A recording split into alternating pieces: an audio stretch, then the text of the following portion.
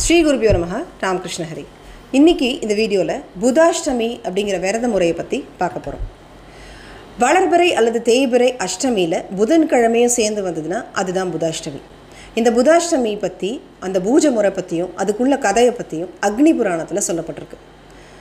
குடும்பத்தில் வம்சம் தழைக்கிறதுக்காக, அதாவது குழந்தை பேர் கிடைக்கிறதுக்காகவும், இழந்த சொத்தை திரும்ப பெறுகிறதுக்காகவும், வாழ்க்கையில் நல்ல ஒரு நிலைமை அடையிறதுக்காகவும் இந்த பூஜை செய்யப்படுறது. இந்த பூஜையுடைய கதையை அப்புறமா சொல்கிறேன். ஃபஸ்ட்டு பூஜை எப்படி விரதம் இருக்கிறதுங்கிறத பற்றி சொல்கிறேன். செவ்வாய்க்கிழமை ராத்திரி சாப்பிடாமல் இருந்துட்டு புதன்கிழமை அன்னைக்கு வெள்ளை பாகு வச்சு அதை மட்டும் குறைஞ்ச அளவில் சாப்பிட்டுக்கணும். பூஜை முடிச்சதுக்கு அப்புறமா கொஞ்சமாக சாதம் சாப்பிட்டுக்கலாம். புதாஷ்டமி அன்னைக்கு அம்பிகைக்கு பூஜை பண்ணணும். மாவிலையை தைச்சு ஒரு இலை மாதிரி உருவாக்கி அதில் சாதத்தை பரப்பி தர்பையினால் அதை ஆற வச்சு அதை அம்பிகைக்கு நைவேத்தியம் பண்ணிவிட்டு அதுக்கப்புறமா பூஜை முடிஞ்சதுக்கப்புறம் அதை சாப்பிட்லாம். அக்கார அடிசல் பண்ணி அதை அம்பிகைக்கு நைவேத்தியம் பண்ணிவிட்டு யாருக்காவது அதை தானம் பண்ணிவிட்டு அதுக்கப்புறமா சாப்பிடலாம். இந்த பூஜையில் ரொம்ப முக்கியமானதே கதை தான். இந்த கதையை இந்த பூஜை பண்ணுற அன்றைக்கி அம்பிகைக்கு ஒரு லலிதா சகஸ்ரநாமம் அது மாதிரி ஏதாவது வாசிக்கலாம். ஆனால் இதை விட முக்கியம், அம்பிகைக்கு அஷ்டோத்திரம் வசித்து பூஜை பண்ணலாம். ரொம்ப முக்கியமானதே அக்னி புராணத்தில் சொல்லப்பட்ட இந்த கதையை வாசிக்கிறது தான். இந்த கதை என்னங்கிறத இப்போ சொல்லிடுறேன். இல்லைன்னா இந்த கதையை ஞாபகப்படுத்திக்க கூட பண்ணலாம். அன்னிய நாளில் புதாஷ்டமி அன்னைக்கு பூஜை பண்ணுறது ரொம்ப முக்கியம். இந்த கதையை ஞாபகப்படுத்திக்கிறதோ அல்லது சொல்கிறதோ கேட்கிறதோ ரொம்ப முக்கியம்.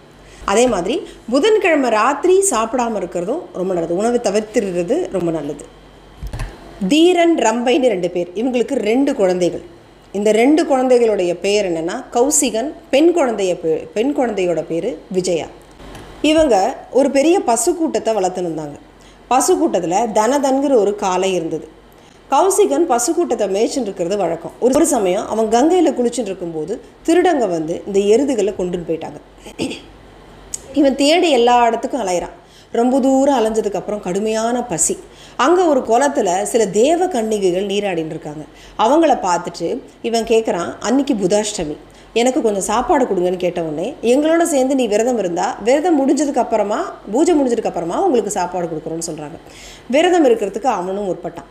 உடனே அவன் இந்த விரதத்தை இருந்து அவங்க பூஜை பண்ணி முடிச்சதுக்கப்புறம் அந்த சாப்பாடை சாப்பிட்டுட்டு கொஞ்ச நேரத்துலேயே அவனுக்கு எருமை கிடச்சிடுது. அவனோட எருதுகள் எல்லாமே அவனுக்கு கிடச்சிடுது. இதனுடைய விரத பலனால் இவனுக்கு எருது கிடச்சது மட்டும் இல்லாமல் அதுக்கப்புறமா அயோத்தியையே ஆளக்கூடிய அரசனாகவும் அவன் மாறிட்டான். அதே மாதிரி இந்த கௌசிகனுடைய தங்கச்சி இருந்தா இல்லையா, அவள் வந்து யமனுக்கு மனைவியானாள். காலம் ரொம்ப நாள் போச்சு. கௌசிகன் இந்த விஜயா இவங்க 2 பேருடையும் அப்பா அம்மா இறந்து போயிடுறாங்க. இவங்க அவங்களுடைய வாழ்நாளை வீணடிச்சதுனால நரகத்துக்கு போய் ரொம்ப கஷ்டப்பட்டாங்க. தன் கணவனான யமன் கிட்ட விஜயா பலமுறை கேட்டு பார்த்தா தன் அப்பாவையும் அம்மாவையும் விடுவிக்கணும்னு சொல்லி. ஆனாலும் யமன் எனக்கு அதுக்கான சக்தி இல்லைன்னு சொல்லி மறுத்துடுறார். கௌசிகன் இது எல்லாத்தையும் கேள்விப்பட்டுட்டு திரும்பவும் 2 முறை புதாஷ்டமி விரதத்தை இருந்து அவங்க அம்மாவையும் அப்பாவையும் யமலோகத்திலேருந்து விடுவிச்சு சொர்க்கலோகத்துக்கு அனுப்பிச்சான். இதுதான் இந்த கதையினுடைய சுருக்கம். புதன்கிழமை அஷ்டமி திதி வரும்பொழுது அதுதான் புதாஷ்டமி.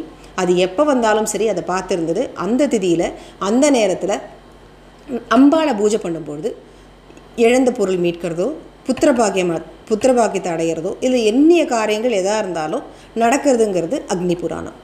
இந்த வீடியோ உங்களுக்கு பிடிச்சிருந்தா லைக் பண்ணுங்கள். இதே மாதிரி நிறையா விஷயங்கள் தெரிஞ்சுக்கணும்னா இந்த சேனலை சப்ஸ்கிரைப் பண்ணி வச்சுக்கோங்க. சர்வம் ஸ்ரீ கிருஷ்ணார்ப்பணம். நன்றி.